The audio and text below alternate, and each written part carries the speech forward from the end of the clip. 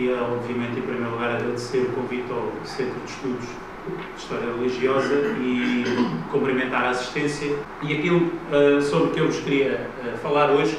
é, de facto, como vos disse, dar-vos o resumo daquilo que foi um trabalho de investigação de 4 anos e qualquer coisa,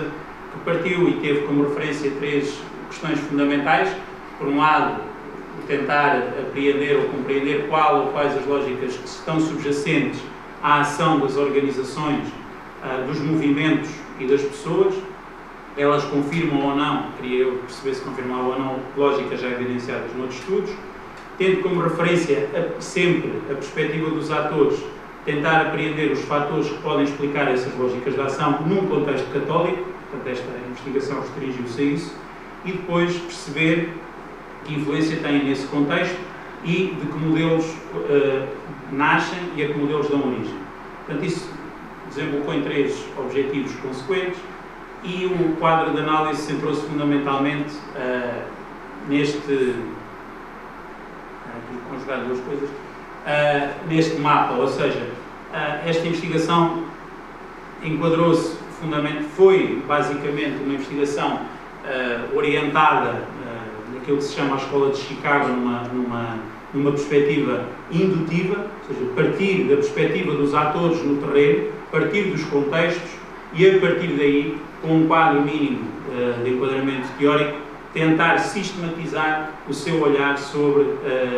o fenómeno em causa que queria compreender, que era este,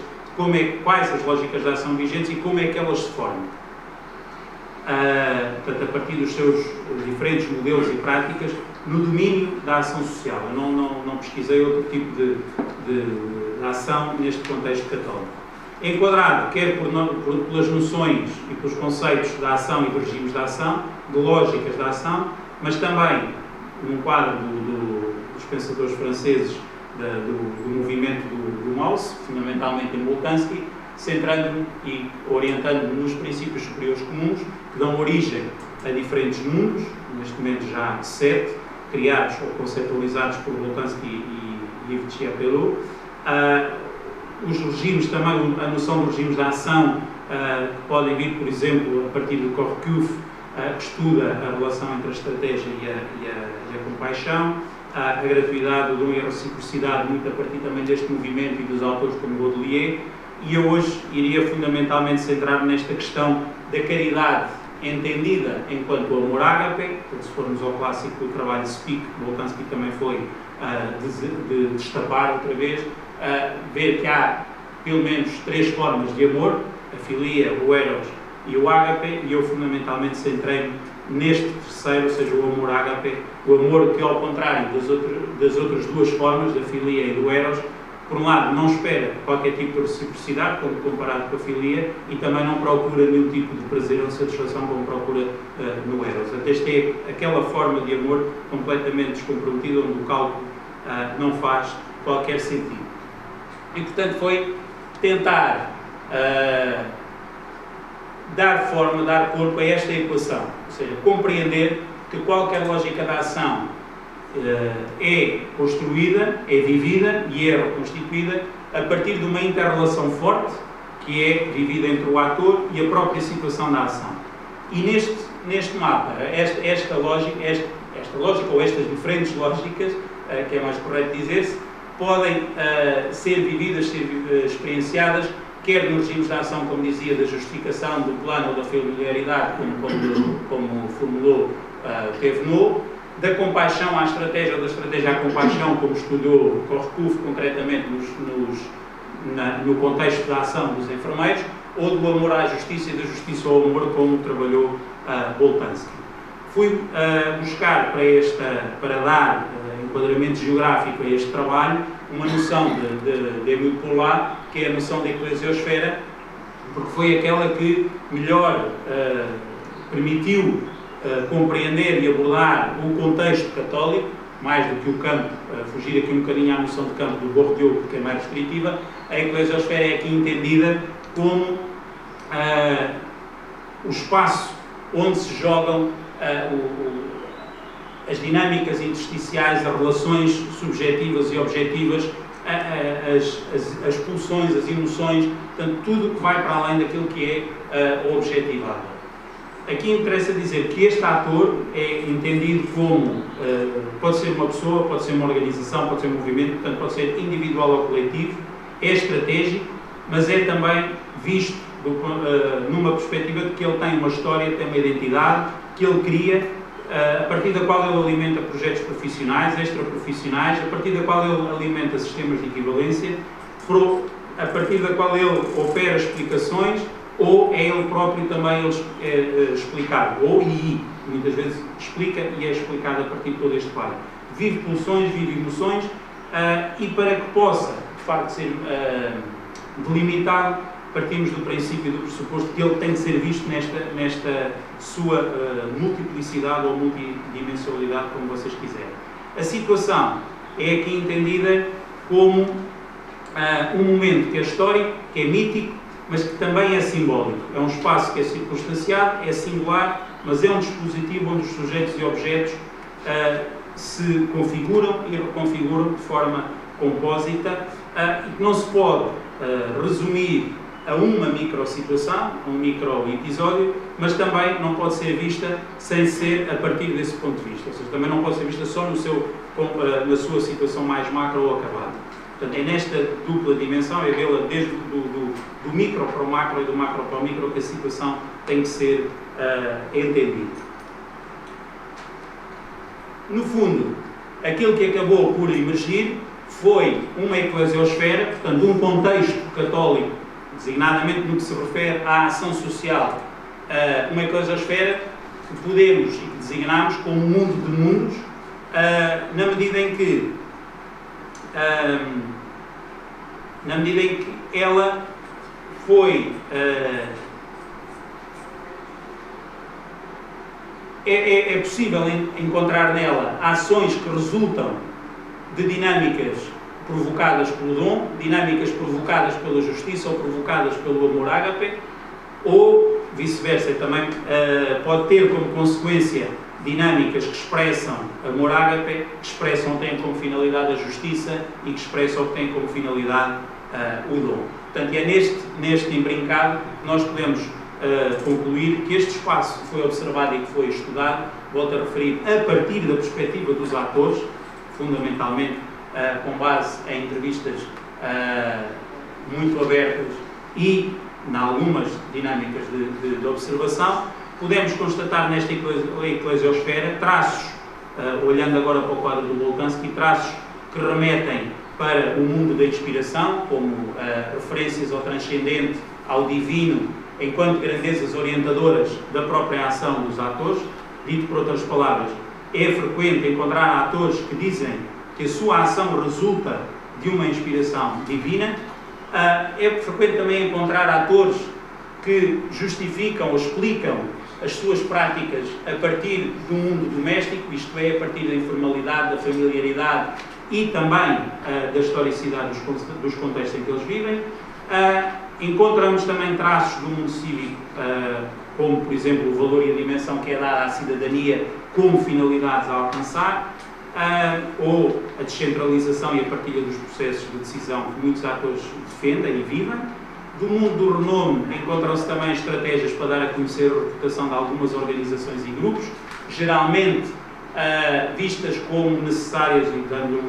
uma certa instrumentalidade, que é procurar a sua sustentabilidade financeira, mas também do mundo industrial emerge com muita frequência e com muita consistência os conceitos da eficácia, da eficiência, da padronização da ação por via dos critérios externos que são impostos. E do mundo conexionista, portanto, a última concepção de Boltanski e de Tcherpelot, que é a utilização das noções do trabalho em rede, já para justificar também a ação social, a noção de projeto. Como Boltanski hoje diz, hoje vivemos relações de projeto. Projetos com princípio, meio e fim, que acabam e que depois vamos para outro projeto e vamos de projeto em projeto construindo e reconstruindo as nossas relações.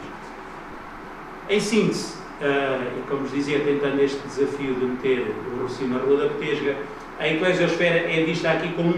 uma comunidade plural, seja, com princípios comuns, mas numa pluralidade de lógicas de ação, que se interligam e que são muitas vezes vividas pelo mesmo ator. Portanto, não há um ator a viver uma lógica de ação, há diferentes atores em diferentes contextos, diferentes situações, a viver diferentes lógicas de ação.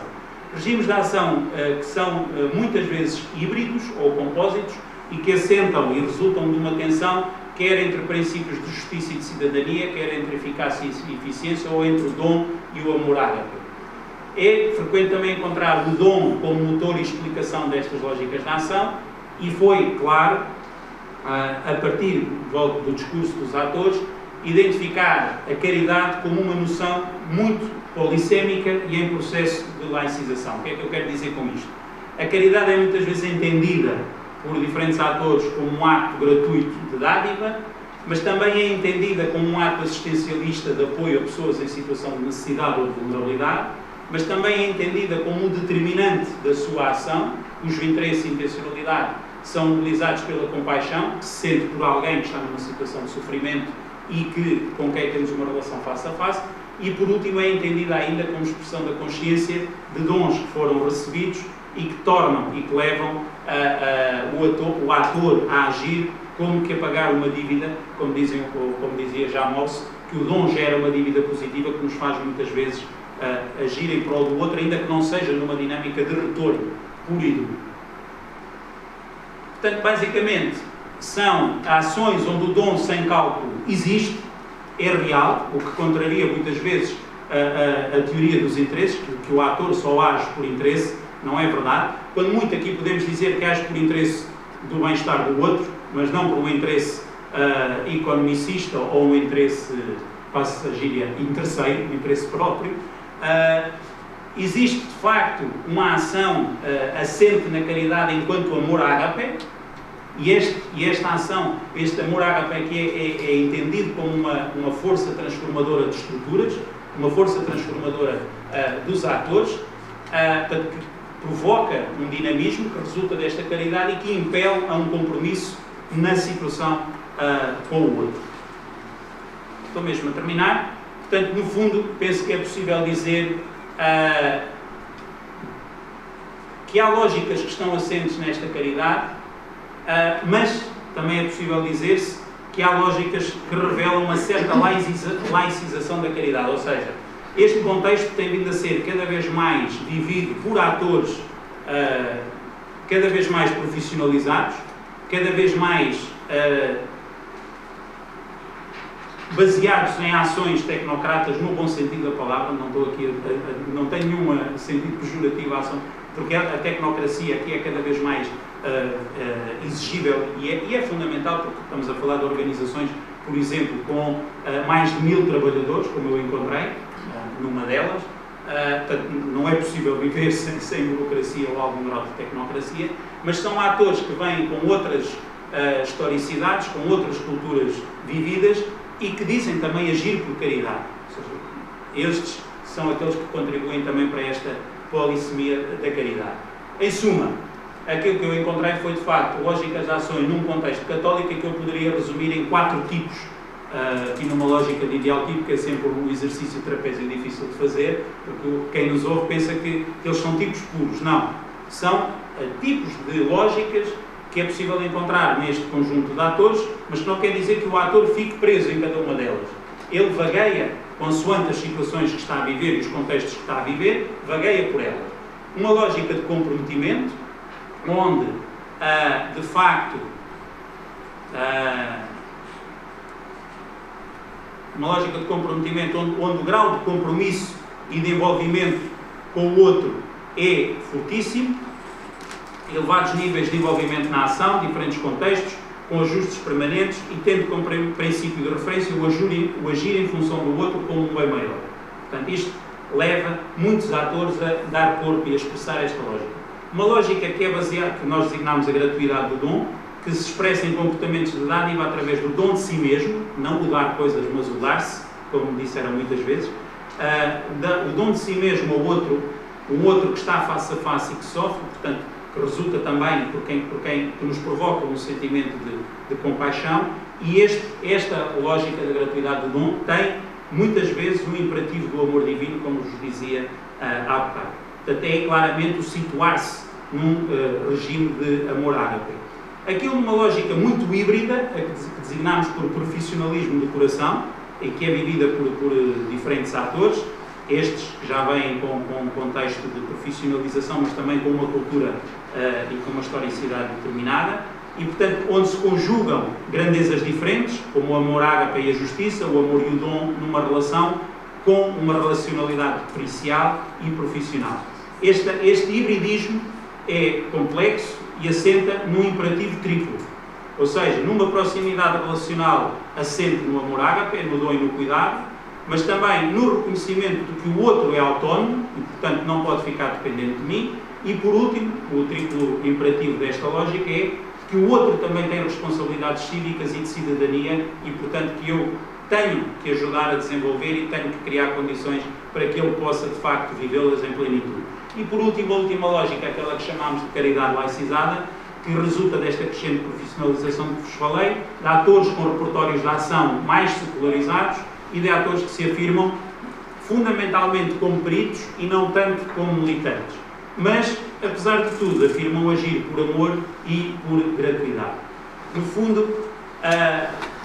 não podendo extrapolar, porque esta investigação resulta de um estudo de caso, ainda que o estudo de caso possa ser considerado, passa a modéstia, muito rico, porque o contexto foi de facto rico em todas as perspectivas, eu penso que é possível dizer, porque já foi possível encontrar semelhanças noutros contextos, que estas lógicas perpassam hoje um contexto de ação social, designadamente o contexto de ação social marcadamente católica, e que é possível afirmar que, de facto, a caridade, acima de tudo, eu vou fazer uma afirmação muito discutível e polémica, mas é para acender o debate e para vocês não adormecerem, que é que eu depois deste estudo, reforço a minha discordância sobre as expressões como, por exemplo, que fazemos caridade ou que fazemos por caridade. Eu reforço a convicção de que agimos com base e impelidos por uma dinâmica de caridade que depois se expressa em diferentes tipos de ação. E com esta termino, que é para ver se vocês não me torcidam já e ficam a pensar para depois serem mais interpelativos no debate. Muito obrigado.